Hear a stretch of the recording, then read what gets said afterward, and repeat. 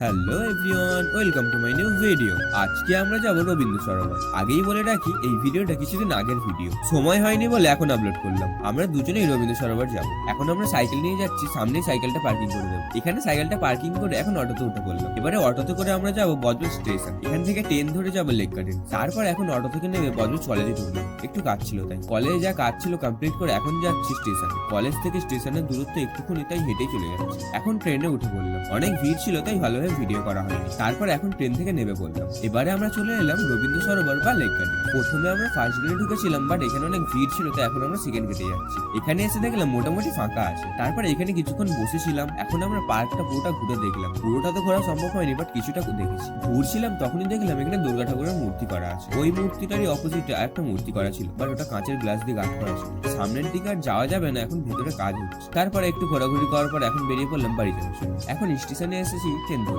তারপর ট্রেন চলে এলো, আমরাও বেরিয়ে পড়লাম বাড়ি যাওয়ার জন্য।